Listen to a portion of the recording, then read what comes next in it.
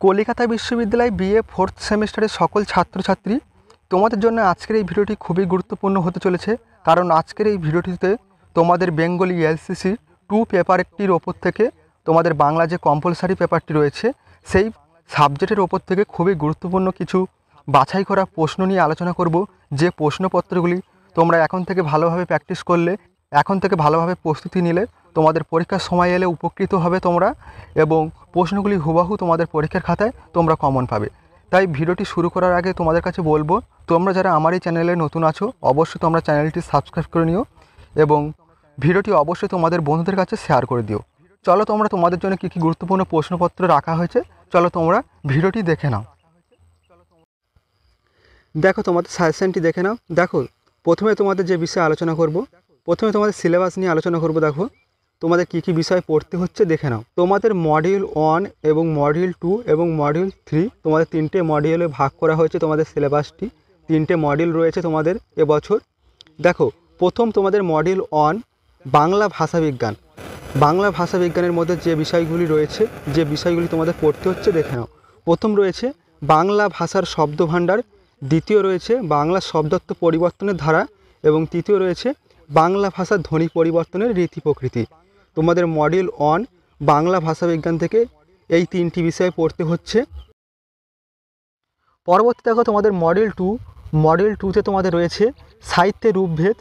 সাহিত্যের রূপভেদের মধ্যে যে বিষয়গুলি তোমাদের রয়েছে, প্রথম রয়েছে মহাকাব্য গীতিকবিতা, দ্বিতীয় রয়েছে ট্র্যাজেডি ও কমেডি, ট্র্যাজেডি কমেডি, তৃতীয় রয়েছে পৌরাণিক নাটক, ঐতিহাসিক নাটক ও সামাজিক নাটক, চতুর্থ রয়েছে রোমান্স ও উপন্যাস, পঞ্চম রয়েছে সামাজিক উপন্যাস ও ঐতিহাসিক উপন্যাস, এবং ষষ্ঠ রয়েছে ছোট গল্পের সঙ্গে উপন্যাসের তুলনা, এবং সপ্তম রয়েছে প্রবন্ধ ও সাহিত্য সমালোচনা।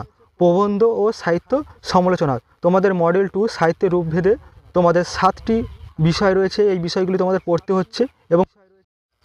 এবং তোমাদের মডেল 3তে রয়েছে তোমাদের কাব্য। তোমাদের মেঘনাদ বধ কাব্য যে বিষয়টি পড়তে হবে, মেঘনাদ বধ কাব্য মাইকেল মধুসূদন দত্তের প্রথম স্বর্গ, তোমাদের এই বিষয়টি পড়তে হবে। এরপরে চলো তোমাদের জন্য কী কী গুরুত্বপূর্ণ সাজেশনটি রাখা হয়েছে, কী কী বিষয় তোমাদের পড়তে হবে, কোন কোন প্রশ্ন তোমাদের পরীক্ষায় এবছর আসতে চলেছে, সেই প্রশ্নগুলি তোমরা দেখে নাও। দেখো এই সাজেশনটি একেবারে তোমাদের ফাইনাল পরীক্ষার জন্য বানানো হয়েছে। দেখো প্রথমে তোমাদের 10 নম্বরে কিছু প্রশ্ন আলোচনা করব। দেখো প্রথম প্রশ্ন, দেখো ভাষা বিজ্ঞানীরা বাংলা শব্দার্থ পরিবর্তনের ধারাগুলিকে কটি ভাগে ভাগ করেছেন? শব্দার্থ পরিবর্তনের যে কোনো দুটি ধারা সম্পর্কে উদাহরণসহ আলোচনা করো। খুবই গুরুত্বপূর্ণ একটি প্রশ্ন। দেখো দ্বিতীয় প্রশ্ন রয়েছে তদ্ভব শব্দকে কটি শ্রেণীতে ভাগ করা যায় ও কি কি? এই শ্রেণীর শব্দরাজি সম্পর্কে সংক্ষেপে আলোচনা করো। মোস্ট ইম্পর্টেন্ট প্রশ্ন। এবং তৃতীয় প্রশ্ন রয়েছে রেখাচিত্রের সাহায্যে বাংলা ভাষার শব্দভাণ্ডারের সংক্ষিপ্ত পরিচয় দাও। মোস্ট ইম্পর্টেন্ট প্রশ্ন। তোমরা কিন্তু এই প্রশ্নগুলি অবশ্যই খাতায় নোট ডাউন করে নেবে এবং এখন থেকে ভালোভাবে প্র্যাকটিস করো। অবশ্যই তোমরা পরীক্ষার সময় এলে অবশ্যই তোমরা এই প্রশ্নপত্রগুলি কমন পাবে। পরবর্তী প্রশ্ন দেখো 4 দাগে রয়েছে ছোট গল্পের সঙ্গে উপন্যাসের তুলনামূলক সাদৃশ্য বৈসাদৃশ্য সংক্ষেপে আলোচনা করো। খুবই গুরুত্বপূর্ণ একটি প্রশ্ন। এবং 5 দাগে রয়েছে ট্র্যাজেডি বলতে কী বোঝায়? এই শ্রেণীর প্রধান লক্ষণ বা বৈশিষ্ট্য সম্পর্কে সংক্ষেপে আলোচনা করো। Most important. 6 দাগের প্রশ্ন রয়েছে দেখো মেঘনাদ বধ কাব্যের প্রথম স্বর্গে কবি মধুসূদন দত্ত রাজসভার যে বর্ণনা দিয়েছেন তা নিজের ভাষায় লেখো। এবং 7 দাগের প্রশ্ন রয়েছে মেঘনাদ বধ কাব্যের প্রথম স্বর্গে বারণী, মরুলা ও রোমা উপাখ্যানের প্রাসঙ্গিকতা সংক্ষেপে আলোচনা করো। মোস্ট ইম্পর্টেন্ট প্রশ্ন। পরবর্তী প্রশ্ন দেখো 8 দাগে রয়েছে পৌরাণিক নাটক বলতে কী বোঝায়? এই ধরনের নাটকের বৈশিষ্ট্য সম্পর্কেও উল্লেখ করে একটি বাংলা পৌরাণিক নাটক বিষয়ে সংক্ষেপে আলোচনা করো। ভেরি ইম্পর্টেন্ট প্রশ্ন। এবং 9 দাগের প্রশ্ন রয়েছে ঐতিহাসিক উপন্যাস বলতে কী বোঝো? এর বৈশিষ্ট্যগুলি উল্লেখ করে একটি সার্থক বাংলা ঐতিহাসিক উপন্যাস সম্পর্কে আলোচনা করো। মোস্ট ইম্পর্টেন্ট প্রশ্ন। পরবর্তী প্রশ্ন দেখো 10 দাগে রয়েছে ঐতিহাসিক নাটক বলতে কী বোঝো? এর বৈশিষ্ট্যগুলি উল্লেখ করে একটি সার্থক ঐতিহাসিক নাটক আলোচনা করো। এই ছিল তোমাদের মোট 10 নম্বরের মাত্র 10টি প্রশ্ন। তোমরা অবশ্যই এই প্রশ্নপত্রগুলি ভালোভাবে প্র্যাকটিস করো। অবশ্যই তোমাদের 10 নম্বরের যে প্রশ্নগুলি আসে পরীক্ষার খাতায় তোমরা অবশ্যই কমন পাবে। চলো এবার 5 নম্বরে কী কী গুরুত্বপূর্ণ প্রশ্ন তোমাদের করতে হবে দেখে নাও। দেখো তোমরা 5 নম্বরে কী কী প্রশ্ন করবে। দেখো প্রথম প্রশ্ন রাখা হয়েছে, দেখো সাহিত্যিক মহাকাব্যের বৈশিষ্ট্য বা লক্ষণগুলি সম্পর্কে সংক্ষেপে আলোচনা করো। ভেরি ভেরি ইম্পর্টেন্ট প্রশ্ন। এবং দ্বিতীয় প্রশ্ন রয়েছে, দেখো সামাজিক উপন্যাসের লক্ষণসমূহ সংক্ষেপে বিবৃত করো। খুবই গুরুত্বপূর্ণ প্রশ্ন। এবং তৃতীয় প্রশ্ন রয়েছে উপন্যাস ও রোমান্সের পার্থক্যগুলি আলোচনা করো। খুবই গুরুত্বপূর্ণ একটি প্রশ্ন। এবং 4 দাগে রয়েছে মেঘনাদ বধ কাব্য এর প্রথম স্বর্গে সরস্বতী বন্দনার পর ও কবি মধুকরী কল্পনার প্রয়োজন অনুভব করেছেন কেন, সংক্ষেপে লেখো। মোস্ট ইম্পর্টেন্ট প্রশ্ন।